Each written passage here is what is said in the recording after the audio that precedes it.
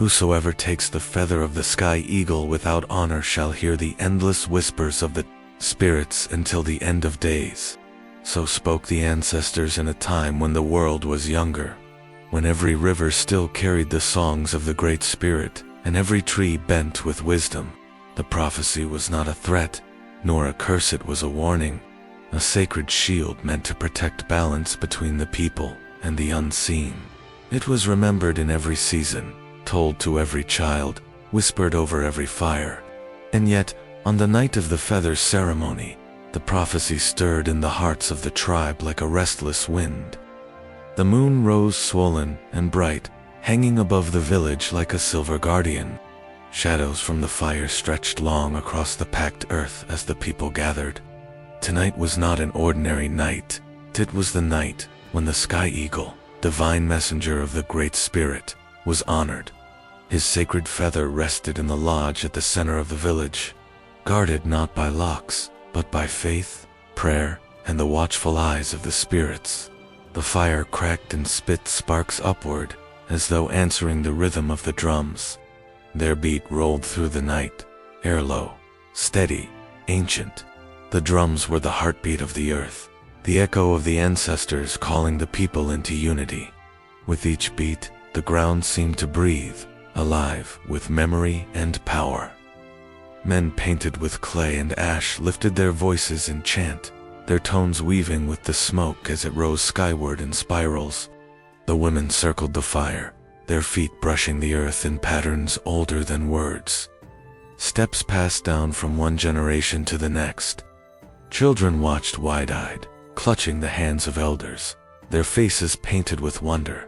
It was said that when the smoke of the feather ceremony reached the heavens, the sky eagle descended from the stars to carry the prayers of the tribe into the heart of the Great Spirit. The people believed that so long as the feather was honored, the land would remain fertile, the rivers generous, and the hunts successful. At the edge of the gathering, the elder Niska, gray-haired and bent with wisdom, raised his staff, carved with sacred symbols. His voice, though weathered, carried clear above the chants. "Hear me, children of the earth. Tonight, we honor the sky eagle, whose wings stretch from horizon to horizon. Long ago, he descended to the people and left behind one feather, glowing with the fire of the stars. This is our covenant. This is our reminder. Respect the sacred, and the sacred will guard you." The crowd murmured reverently, bowing their heads. The fire's glow painted their faces in shades of gold and crimson, as if each one were lit from within by the spirit of the ceremony. Yet among the bowed heads, one pair of eyes did not look toward the fire. They lingered on the sacred lodge, where the feather lay resting, hidden from sight but not from imagination. Those eyes did not soften with reverence, they burned. The ceremony grew in power. The drumming quickened. Voices rose in harmony, trembling like the wind through pine branches.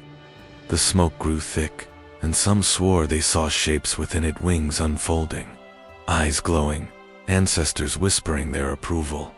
The tribe's young leader Ahuli stepped forward, his voice strong and unwavering. He spoke of courage, humility, and unity. He reminded his people that strength without respect was hollow, and pride without humility would only bring shadows. He laid an offering of cornmeal and sweetgrass into the fire, and the flames leapt high, licking the sky. The crowd gasped, taking it as a sign that the spirits were near. Children clutched their mothers' eyes wide with awe. Elders nodded, murmuring prayers of thanks. All hearts seemed bound together in reverence for the sacred night. All, save one. At the farthest edge of the firelight, hidden where smoke and shadow blurred, a figure stood apart. Their chest rose and fell quickly, as though each drum beat struck against their heart. While others saw beauty, this one saw something else, power. While others gave thanks, this one felt envy coil like a serpent. The chants did not calm them. The fire did not warm them. The words of the elder fell like hollow stones in their ears. What was honor compared to glory? What was patience compared to possession? In the glow of the sacred night, Their thoughts turned dark. The prophecy whispered for centuries, circled like a hawk above them. But where most would hear it and tremble, this one felt only a daring challenge. For in their heart, desire grew stronger than fear. The fire roared, the chants swelled, and the feather ceremony reached its peak. The people raised their hands toward the sky as if to touch the unseen wings of the sky eagle. In that moment, the village was bound in unity, one breath, one prayer. But unity cannot always protect against envy. From beyond the circle of light, the unnamed figure's eyes gleamed. The prophecy, so often repeated, now whispered not as warning, but as invitation. And though the fire sang of reverence, their hearts sang of hunger. The moon slid higher, pale and watchful. The drums slowed, the chants softened, the fire dimmed. One by one, the people drifted back toward their lodges, wrapped in the comfort of tradition and the certainty that the spirits had been honored. Yet the night did not close in silence, for somewhere, just beyond the reach of the last ember's glow, a thought pulsed like a hidden flame. The feather, mine. And so the prophecy stirred once more, for though the people slept beneath the blessing of the sky eagle, among them stood one who dreamed not of honor, but of possession. And among the tribe that night was one whose heart burned with desire, not reverence. The village slept soundly after the feather ceremony, but not all hearts were quiet. For in the stillness of night, when the wind carried only the faint crackle of dying embers, one man lay awake, his chest heavy with a hunger he dared not name aloud. His name was Tohu. Tohu was young, yet already known for his strength. He hunted with precision, ran faster than most of his peers, and carried himself with the pride of one who had tasted many victories. The elder spoke of his courage in the hunt, his skill in battle, and the fire that seemed to burn in his spirit. But still, when the tribe looked to a leader, it was not Tahu. They named it, was his brother, Ahuli. And this, more than any battle, stung the heart of the restless warrior. From childhood, the people had praised Ahuli. They said he had the voice of a leader, steady and calm, the kind of voice that carried not just words but trust. They said his eyes held wisdom beyond his years, that the Great Spirit had touched his spirit at birth. Where Tahu burned hot and quick like fire, Ahuli flowed steady and strong like the river. The people believed rivers endured where fires burned out. It was the way of the tribe to honor humility above pride, service above glory, and balance above all else. These values shaped their lives, seen in every hunt, every ceremony, every prayer whispered into the smoke. Strength was respected, yes, but only when tempered by humility. This was the teaching of Elder Niska, the oldest voice in the village and keeper of countless stories. He often reminded the people, a man may climb the highest mountain, but if he forgets to bow to the wind, he will be cast down. The people listened.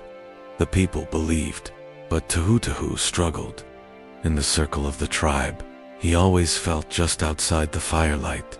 No matter how many hunts he led, no matter how many battles he won, his brother's shadow stretched long across his spirit. When Ahuli spoke, the tribe listened with reverence. When Tahu spoke, they listened with caution, as though his words carried too much heat, too much hunger. Kaya, the dreamer of visions, once placed her hand on Tahu's shoulder after a council meeting. She was younger than he, yet her eyes carried a depth that often unsettled him. Your spirit is strong, she had said softly, but strength alone is not what the spirits seek. They wait for humility, Tahu. They wait for you to listen. He had laughed it off at the time, though the laughter was hollow. Deep inside, her words gnawed at him. That night, lying restless under the blanket of stars, Tahu closed his eyes. He sought sleep, but found only whispers. At first they seemed like the usual sounds of night, the sigh of the wind, the distant hoot of an owl, the rustle of leaves. But soon they became something else. Words, fragments, faint voices curling at the edge of his hearing. Why not you? Strength is enough. Take what is owed. He sat up, his breath quickening, eyes darting toward the dark tree line. The village was silent, yet the voices followed him slipping, not through his ears, but through his thoughts. They sounded like the spirits, though twisted, as though mocking the prophecies he had heard since childhood. Tahu pressed his hands to his ears, shaking his head. Just dreams, he told himself. Only dreams born from envy. But the voices did not leave. The next morning, as the sun painted the horizon in red and gold, Tahu joined the others in preparing for the day's tasks. The whispers clung to him still, though fainter now, like embers smoldering beneath ash. He forced himself to move as though nothing troubled him. At the edge of the village, Elder Niska sat by the fire, shaping a story for a cluster of children. His voice was calm, each word heavy with meaning. The spirits do not punish without reason. They teach, they guide. But if a man grows deaf to their whispers, he walks into shadow with open eyes. Tahu froze. The children listened with innocent awe, but to Tahu, the words cut deep. It was as though the elder had peered into his restless heart. He turned away quickly, fists clenched. Later that day, Tahu walked with his brother Ahuli to the river to fetch water. The people smiled as Ahuli passed, bowing their heads in quiet respect. Tahu trailed behind, bitterness gnawing at him. Ahuli, sensing the weight in his brother's silence, spoke gently. The feather ceremony was strong last night. The spirits are with us. Tahu forced a nod. Yes. Ahuli studied him for a moment. But you are troubled. What burdens you, brother? Tahu's jaw tightened. He wanted to say it aloud to spill the fire burning inside him. Why you? Why always you? Why not me? But he swallowed the words, letting only silence fall between them. Ahuli, patient as always, did not press further. He simply rested a hand on Tahu's shoulder and said, "The spirits guide us each in their time. Yours will come." The words were meant to comfort, but to Tahu, they felt like a dismissal. His time would come, when? How long would he remain a shadow to his brother's light? As they returned, Tahu felt the whispers stir again. Take your place. Take what is yours. That night, the tribe gathered again around the fire. Smaller now, a soft glow against the cooling air. The drumming was gone, the chants quiet. Only the crackle of flame and the low murmur of voices filled the darkness. Elder Niska spoke a final prayer before dismissing the people to rest. Slowly, one by one, families slipped back into their lodges until only embers remained in the circle. Tahu lingered. His gaze drifted past the glowing coals, past the darkened shapes of huts, to the sacred lodge at the center of the village. Within it lay the feather of the sky eagle, glowing faintly in the moonlight. The prophecy, repeated so many times it had lost its sting for others, now burned in his mind like a dare. Whosoever takes the feather of the sky eagle without honor shall hear the endless whispers of the spirits until the end of days. The words echoed through him. He should have trembled. He should have turned away. But instead, his lips curled into the faintest of smiles. The whispers purred like serpents in the dark. That night, as the fire dimmed, Tahu's eyes lingered too long on the sacred feather. In the center of the village, beyond the glow of the last embers, stood the sacred lodge. It was small, yet no structure carried more weight in the hearts of the people. Its poles were wrapped in painted hides, its entrance marked with cedar branches, and inside, upon a carved stand of oak, rested the feather of the sky eagle. The feather had been gifted long ago, so the elders said, when the sky eagle descended from the clouds in a burst of fire and light. It was no ordinary plume. Its shaft shimmered with silver, its veins carried colors of midnight and dawn, and even in still air. It seemed to ripple as though touched by a hidden wind. On moonlit nights, it glowed faintly, casting a pale light across the lodge walls. The people believed that glow was not light at all, but the breath of the Great Spirit, alive within the feather. It was more than a relic.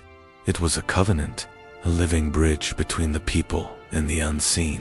Every prayer, every offering, every chant of thanksgiving was believed to pass through that sacred plume and ascend to the sky eagle, who carried it on vast wings to the Great Spirit. To take it was unthinkable. To even touch it without reverence was to risk severing the bond between heaven and earth. But temptation, once planted, is like a thorn. It grows deeper each time the heart beats. Tahu lay in his lodge, tossing restlessly on his bedding. His brother's steady voice at the river echoed in his mind. "Your time will come." Elder Niska's words haunted him. "The spirits see not your hand but your heart." And still, beneath those words, the whispers crept, curling through the edges of his thoughts. Why wait? Why bow? Why follow when you could lead? His jaw clenched, his fists balled at his side. All his life, he had lived in his brother's shadow. All his life, he had fought for scraps of recognition, while Ahuli received the tribe's trust with little effort. Was it not Tahu's strength that brought back game from the hunt? Was it not his courage that turned aside rival raiders? And yet, when the people bowed, they bowed to Ahuli. The feather glowed in his mind, as though it called to him, shimmering with the promise of power, recognition, and destiny. If he carried it, would not the people see him differently? If the sacred plume rested in his hands, would not the sky eagle's strength rest in his spirit? Outside, clouds thickened. The air grew heavy with the charge of an approaching storm. By the time night deepened, the storm had broken. Lightning split the sky into jagged shards of light. Thunder rolled across the valley, shaking the lodges as though the spirits themselves were warning the people to stay within their walls. Rain lashed the earth, pounding the rooftops, turning the ground to mud. Yet in that storm, Tahu rose from his bedding. His breath was shallow, his heart drummed harder than the storm's thunder. He pulled a cloak around his shoulders and stepped out into the rain. The village was silent, save for the hiss of water and the crack of thunder. No one stirred. The sacred lodge stood at the center, its painted hides glistening with rain, cedar branches trembling in the wind. Tahu's steps splashed softly in the mud as he crossed the darkened circle. His breath steamed in the cold air. Each step felt both heavy and irresistible, as though unseen hands pushed him forward. Above him, an owl cried a long, mournful sound that twisted his gut. The people believed the owl's call was a warning of death. Tao paused, chest heaving. For a heartbeat, he almost turned back. But the whispers came again, louder this time. "It is yours. Take it. Claim your place." He swallowed hard, then pulled aside the cedar branches and entered the lodge. The air inside was thick with the scent of sage and cedar smoke, offerings left from the feather ceremony. Moonlight filtered faintly through gaps in the hides, striking the sacred stand where the feather rested. There it was. Even in the dim lodge, it glowed. The plume seemed alive, every strand trembling with light, as though stirred by a wind that Tahu could not feel. It was more beautiful than he had ever imagined. More terrible, too. He stepped closer, his heartbeat filling his ears. The storm raged outside, lightning flashing through cracks in the walls, thunder shaking the earth. Shadows leaped across the floor like restless spirits. Elder Niska's warning rang in his head. "The spirits see not your hand, but your heart." Tahu's hand trembled, his heart pounded. For a moment, he faltered. He could still turn back. He could still leave the lodge and walk away untouched by shadows. But then he thought of Ahuli's calm smile, his voice that always silenced the crowd, his hand upon Tahu's shoulder like the touch of someone who pitied rather than respected him. Rage surged in Tahu's chest. "No more," he whispered. "It is my time." He reached out. His fingers brushed the shaft of the feather. Instantly, a shock rippled through him, like lightning in his veins. The lodge seemed to tremble. For a heartbeat, he thought the plume would burn his hand away, but it did not. It lay in his grasp's soft light, and impossibly warm, like holding a fragment of the sun. His breath caught in wonder and terror. He lifted it from the stand, clutching it to his chest.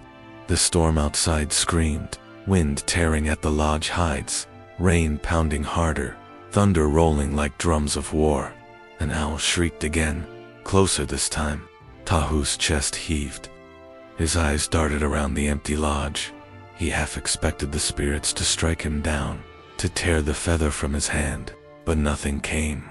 Nothing except whispers, at first faint, then swelling, filling the lodge, filling his skull, pouring into every corner of his mind.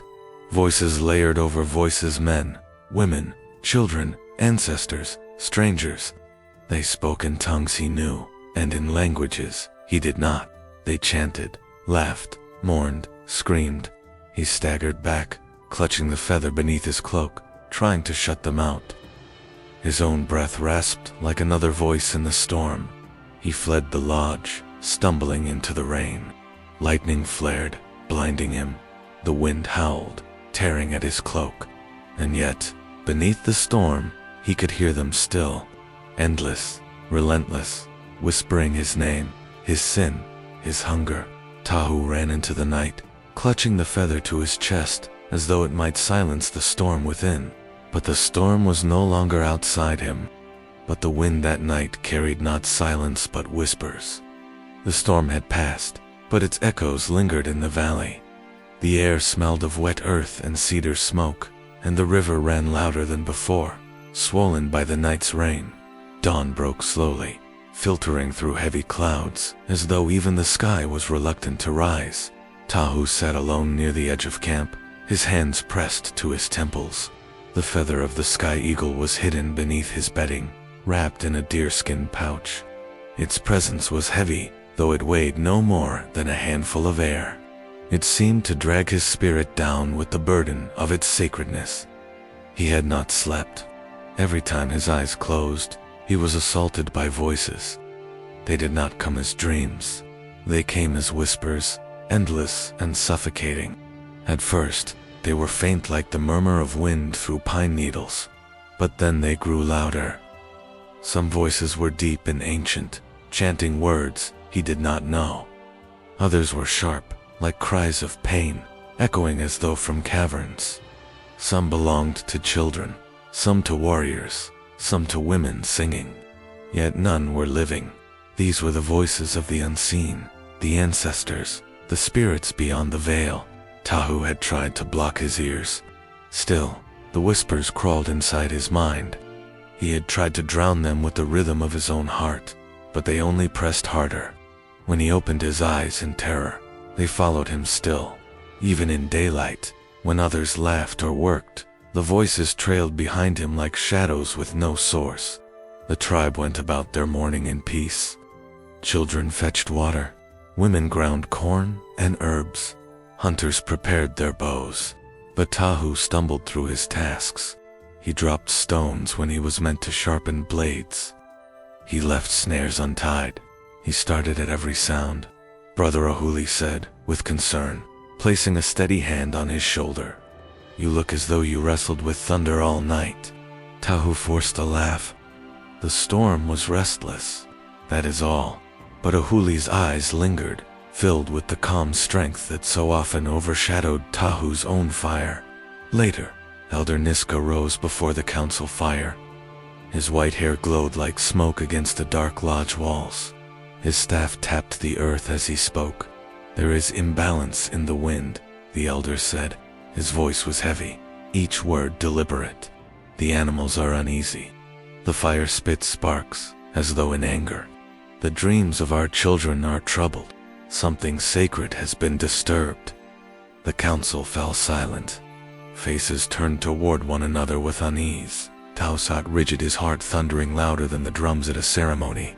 He dared not look up, for he feared Niska's sharp eyes would pierce him like a spear. "The feather," the elder continued softly, "is not at rest. The sky eagle's gift has been touched without honor." Gasps rippled through the council. The sacred feather? Stolen, desecrated. Such a thought was unthinkable. Ahuli rose to speak. "Elder, Surely none among us would dare such a crime. None with wisdom, Niska answered, his eyes narrowing to the smoke above the fire. But even wisdom is fragile when tested by hunger of the heart. Tahu clenched his fists beneath the blanket draped across his knees. The whispers swarmed at Niska's words, as though mocking him, as though the spirits themselves laughed. That night, Tahu sat again by the fire, trying to will himself calm.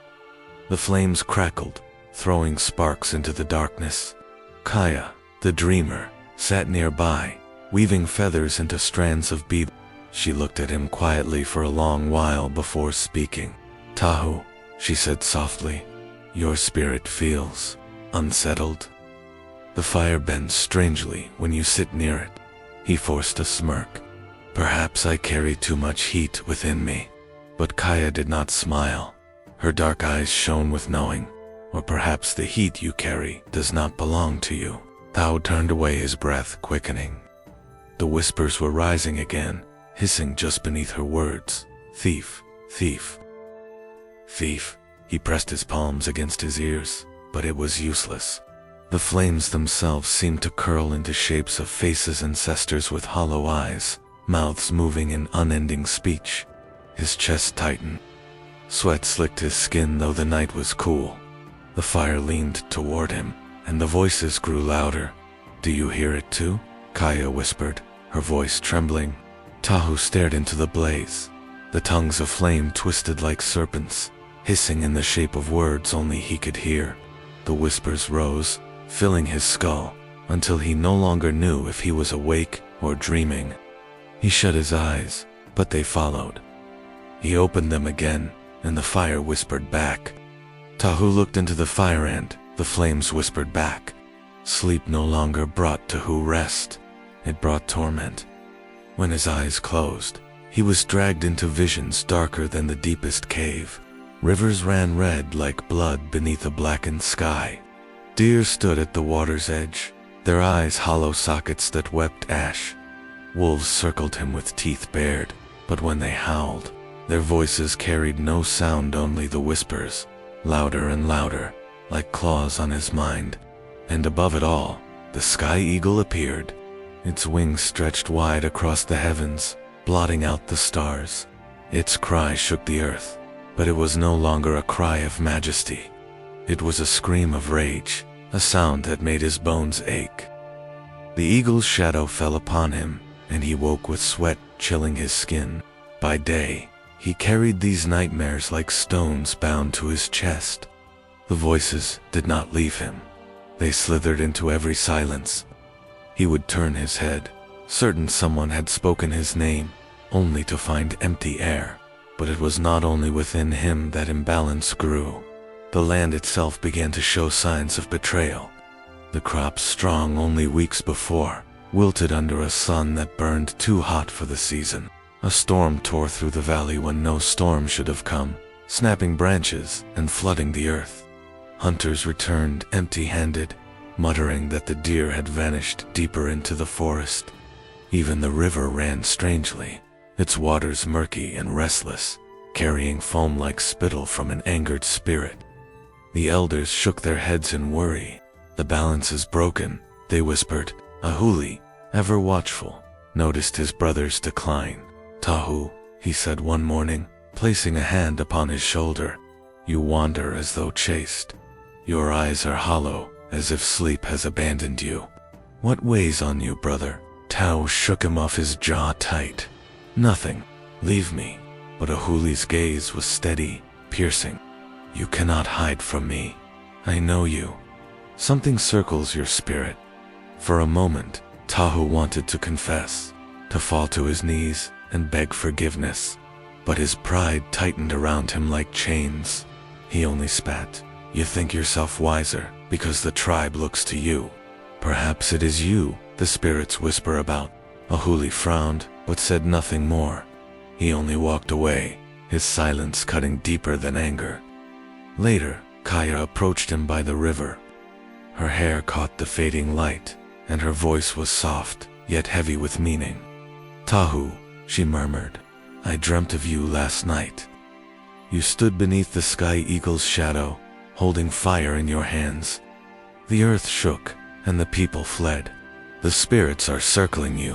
Tao stiffened his hand, instinctively pressing against his chest where the feather lay hidden beneath his garment. "Dreams are only smoke," he said quickly. But Kaya shook her head. "Not mine. The spirits speak in symbols, but their meaning is clear. Something is wrong, and you are at the center." He turned from her, anger blazing in his heart.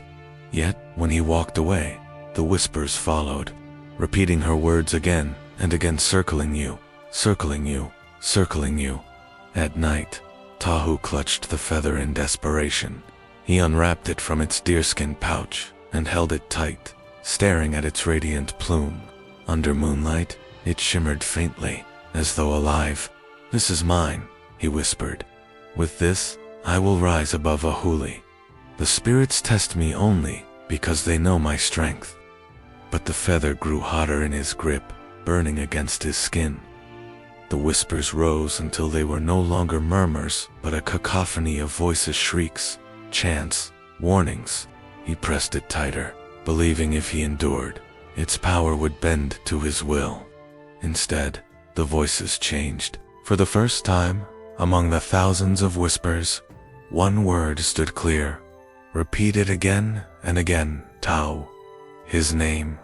It slashed through him like a blade. His blood turned to ice. The feather seared his hand, and he dropped it with a cry. Yet even lying on the ground, it pulsed with heat, as though the spirits themselves had awakened fully and fixed their gaze upon him. The feather burned hot in his hands, and for the first time, he heard his own name among the voices. The hunt began under a sky veiled in gray. The air was thick and heavy, as if even the wind had grown weary of the imbalance. Warriors moved silently through the trees, their bows ready, their steps careful on damp leaves. But the forest seemed empty, no tracks, no rustle of deer, no call of birds. Tahu trailed behind, his body sluggish, his mind fevered. Each branch that creaked overhead seemed to hiss his name. The feather weighed against his chest like a stone of fire. Sweat beaded on his brow, though the air was cool.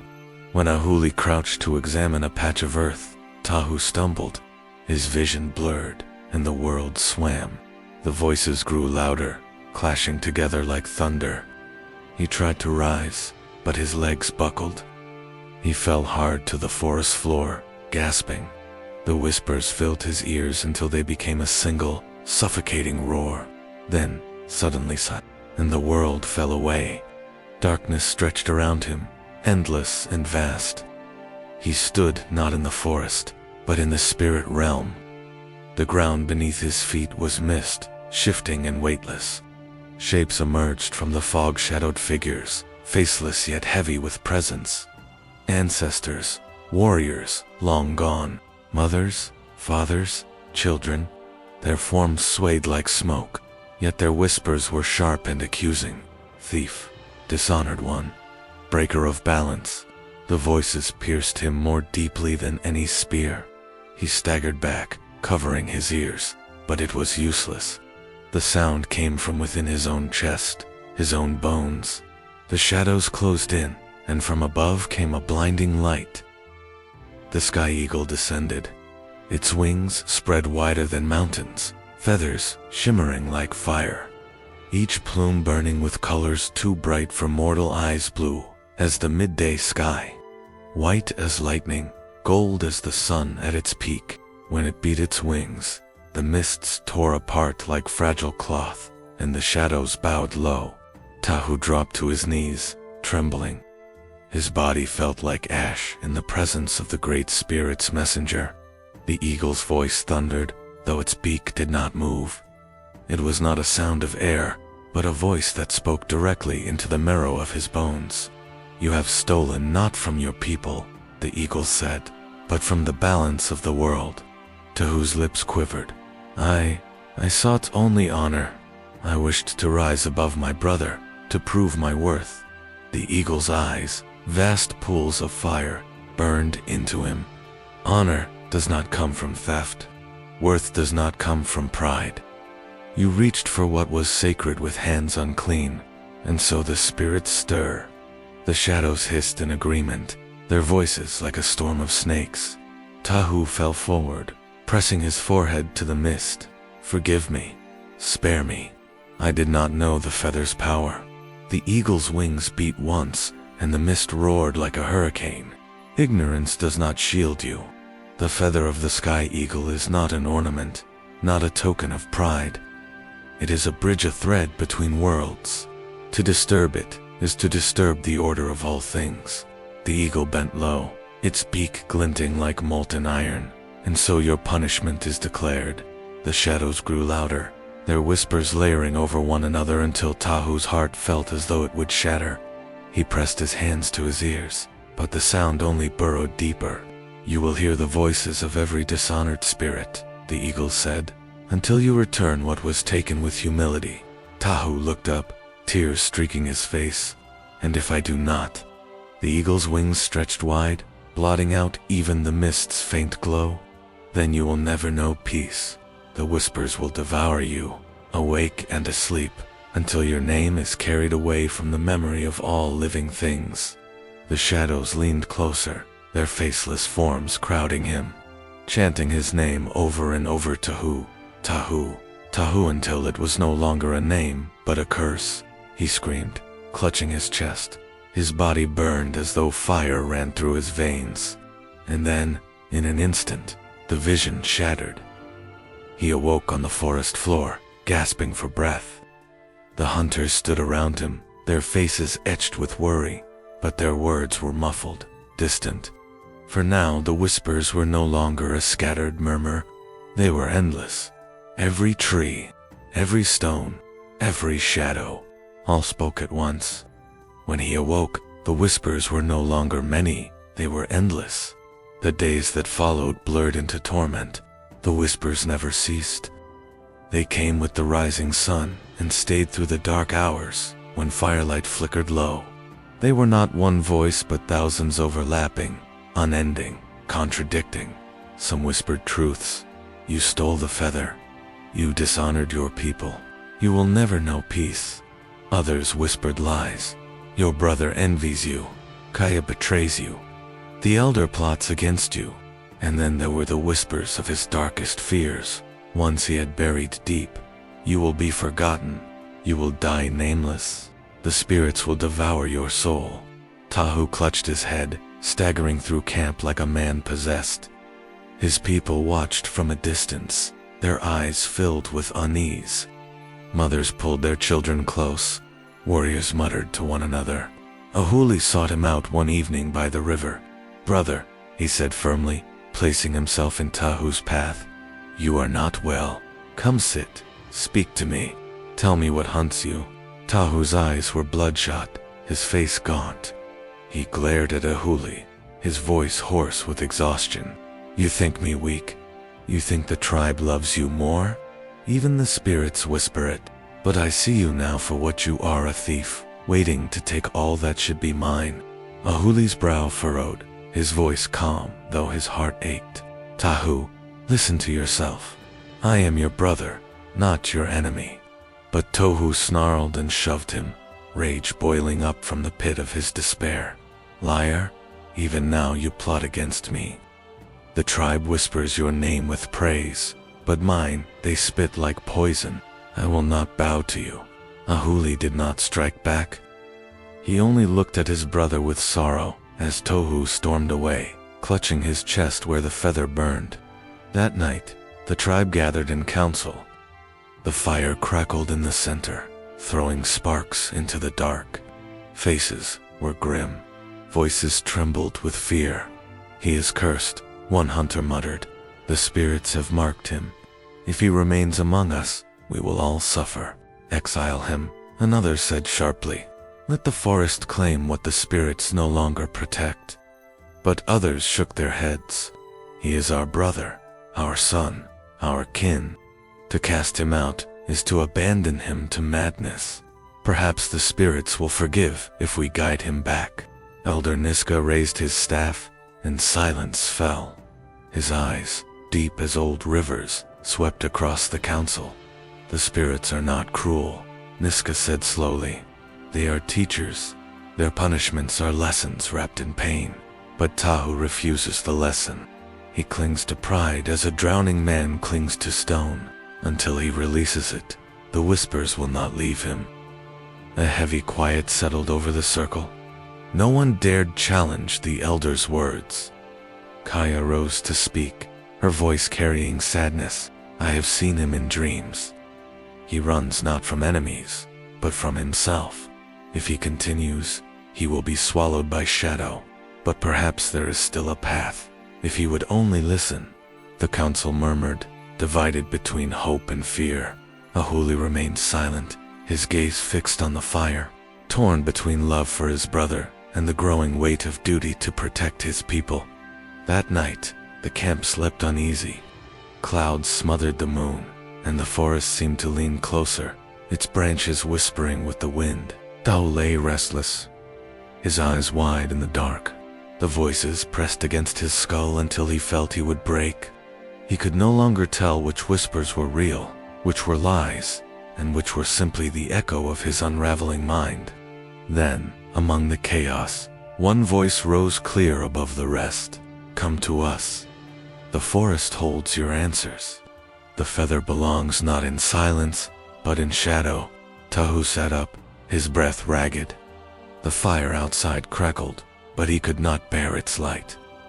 He wrapped the feather close to his chest, its heat searing his skin. Without a sound, he slipped from the camp, his steps carrying him into the dark trees. The whispers guided him now, pulling him deeper into the night. That night, Tahu fled into the forest, chasing the whispers. The forest swallowed Tahu whole. Moonlight slipped in thin streams through the canopy, painting the earth in silver shards. The air was damp, heavy with moss and the scent of rain yet to fall. He stumbled deeper into the wilderness, guided by whispers that twisted around him like vines.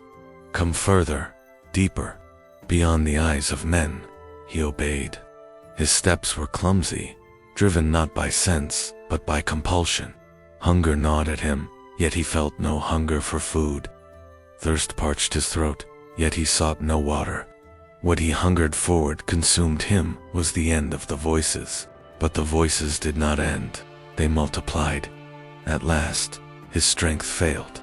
He collapsed beside a blackened stump, gasping. The feather pulsed against his chest, glowing faintly in the dark, as if alive. His eyes fluttered closed, and the forest vanished. He awoke in a place neither of earth nor sky. The ground shimmered like water, yet held his weight. Stars swirled above him, closer than they should be, their light bending and shifting like fireflies. A circle of shadows surrounded him, and from within that circle, figures began to emerge. First came the wolf, its eyes yellow and piercing, its fur dark as midnight. It padded forward slowly, shoulders rippling with quiet strength. Tahu, the wolf's voice resonated without sound. I am loyalty. Stand with your people, and the spirits may forgive you. Will you return to them? Tahu clenched his fists. I need no forgiveness. My people doubted me. They chose my brother. I will stand alone. The wolf lowered its head, a growl deep in its chest, not of anger, but of sorrow. Then it faded into mist. The serpent slithered forth next, its body gleaming like wet stone, its tongue flickering. It coiled around him, its eyes glinting with promise. Tahu, it hissed. I am deception. Words are weapons. With the feather, you could rule men's hearts, bend them to your will. Do you desire such power? Tahu's eyes burned. Yes, if the feather is mine, I will be greater than all. Even the spirits will bend to me. The serpent's coils tightened, then released.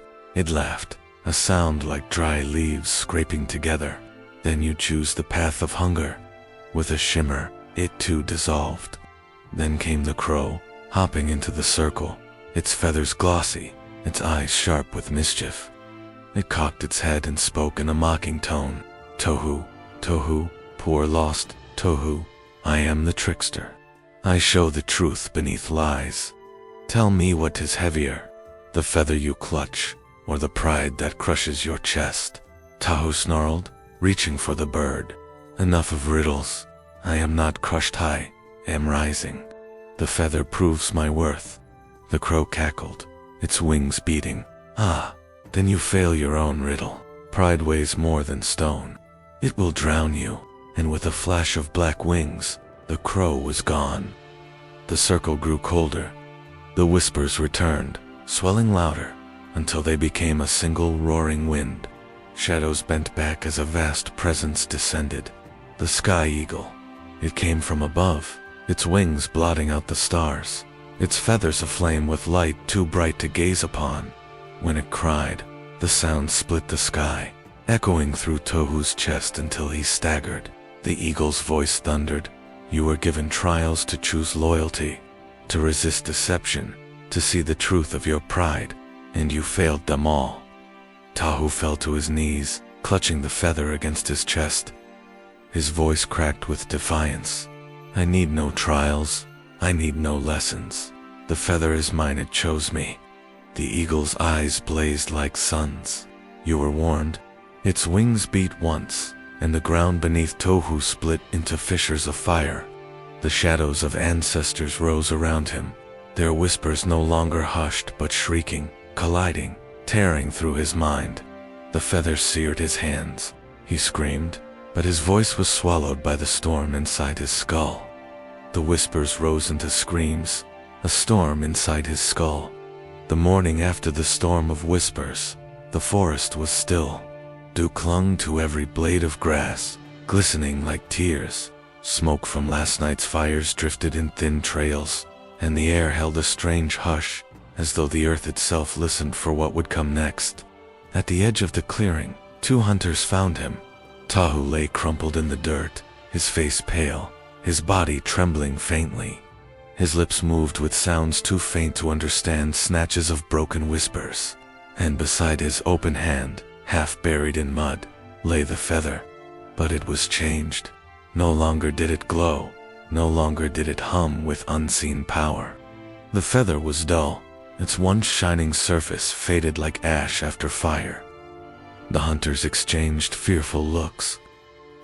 One ran to fetch the elders. By the time they carried Tahu into the village, people had gathered in a wide circle, murmuring, their faces etched with both fear and pity. Mothers held their children close. Young men stared, uncertain whether to scorn or grieve for him. Kaya pushed through the crowd, her eyes immediately finding the dull feather in the hands of the hunter. Her chest tightened, but her voice was steady. "Take it to the sacred lodge," she said. Elder Niska and the other leaders followed, as Kaya led the way. Inside the lodge, the air smelled of cedar and smoke.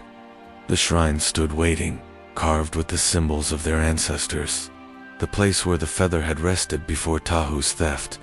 Kaya knelt before it, holding the feather with both hands. Though it no longer burned with light, it felt heavy, almost reluctant, as though the silence within it held 1,000 unshed cries. She raised her voice in prayer, words taught by her grandmother, words meant for moments of restoration. "O feather of sky eagle, return to your place. Forgive us who falter, guide us who are blind, and balance us once more beneath your wings." Her hands placed it upon the shrine. The feather sank into the carved hollow as though it had never left. For a moment, there was nothing. Then a soft ripple moved through the air, like the sigh of the forest, like the breath of the ancestors themselves. Outside, the wind stilled. Clouds that had gathered heavy and dark began to thin. Balance, once fractured, had begun to heal. But Tahu did not awaken. He lay on a woven mat within the lodge, his face calm but far away. His body breathed, his heart beat, but his spirit wandered elsewhere. His eyelids flickered with restless movement, as though he watched visions no one else could see. Kaya touched his hand. It was warm, but he gave no sign of knowing her. "Where has he gone?" she whispered. Elder Niska, standing nearby, leaned heavily on his staff. His voice was slow, grave, as if weighed down by more than years. "The feather has returned, but the debt remains. The spirits do not release so easily. They gave him warnings. They gave him lessons. He refused them. Now, his spirit is caught between the world of flesh and the world of shadow. Ahuli stood at his brother's side, torn between anger and grief. His fists clenched, his jaw tight. Can he be brought back? Niska's gaze was steady. The feather forgives, but the spirits do not forget. Whether Tahu wakes depends not on us, but on whether his spirit finds humility in the place where it wanders. Silence settled over the lodge. That night, the tribe gathered around the fire. They sang prayers to the ancestors, to the sky eagle, to the spirits of balance and mercy. The drum beats were slow and heavy, echoing across the forest. Yet even in the solemn songs, the people whispered of Tahu. Some said he was cursed. Others said he had been chosen for punishment beyond death. Mothers warned their children, "Do not take what is sacred, lest the spirits take you instead." And still, in the sacred lodge, Tahu lay, unmoving. Kaya remained beside him, refusing to leave. She remembered his laughter as a boy, his fierce determination, his pride that had turned to ruin. She brushed a strand of hair from his forehead and murmured, "The spirits may have turned from you, but I have not." The night deepened. The fire burned low, and then his lips moved. No breath formed words, no sound carried. Yet Kaya saw them shape themselves in silence. She leaned closer. Her heart froze. The whispers. The same endless murmur that had haunted the forest, that had plagued his mind, now spilled from his sleeping mouth. She drew back, trembling, as his eyelids fluttered faster. Even in the silence of sleep, the storm still raged within him, and still, in his sleep, Tahu's lips moved with whispers. Years had passed since the day the feather returned to its shrine. Seasons cycled as they always had. The river swelled and receded. Leaves turned gold and fell, and the wind carried whispers from distant mountains. Life in the village moved on, as it always did, yet a shadow lingered where Tahu had once walked. Children would sometimes gather at the edge of the lodge, their wide eyes peering through the smoke of early fires. They whispered to one another, nudging each other as they asked the question that had haunted them since their earliest steps. Why does the man never wake? The elders would gather, faces lined like bark on old trees, and speak in tones both solemn and gentle. "That is Tahu," they would say. "He was strong, yes, but he sought honor without humility, pride without balance. He reached for what was sacred, and the spirits did not forgive so easily." The children listened with a mix of fear and wonder, imagining the endless whispers that still flowed from his lips. The storm of spirits that would never rest until lessons were learned. The feather, once stolen, now shone brighter than ever. Each year, during the sacred ceremony, it rested in the shrine, glowing with light that seemed both gentle and alive. The villagers approached it with reverence, remembering the tale of the boy who had sought power over wisdom. Elder Niska would lead the chants. Kaya, now aged with silver streaking her hair, would arrange the offerings, smoke, feathers, and river stones. The sky eagle's presence was felt in the way the air shifted, the way the fire flickered, and even in the whispers of the wind that stirred the hair of those gathered. The story of Tahu became a tale repeated often, a warning etched into every mind, that strength without humility brings only shadows, and that to steal from the sacred is to steal from one's own soul. Some mornings, villagers claimed to hear faint murmurs from the lodge. No one dared enter uninvited, yet they felt the pull of the whispers, soft but persistent, drifting on the breeze like echoes of a distant river. They said the voices were Tahu's, bound to the world, not in anger, but in unending reflection, a spirit tethered by lessons unlearned. Some whispered that the sky eagle still hovered unseen above him, watching, waiting, guarding the line between mortal pride and spiritual balance. Children, both curious and afraid, would peek into the lodge windows, imagining Taoist face beneath the shadows, lips moving in silent conversation with spirits unseen. The elders would pause, letting the words sink in. Then Elder Niska, with his staff steady and eyes deep with knowledge, would speak the moral plainly. Remember, children, the feather teaches what cannot be stolen. Strength without humility is hollow. Pride without respect brings only endless night. Tahu's sleep is a warning, a lesson written not in words, but in the spirits themselves. Kaya would add softly, and though we honor the feather each year, we must honor balance in our hearts as well. Greed and envy are easy, but they leave shadows that never fade. The children shivered, feeling the weight of the story pressed gently on their shoulders. The lesson sank into them like water seeping into soil, slow, quiet, yet enduring.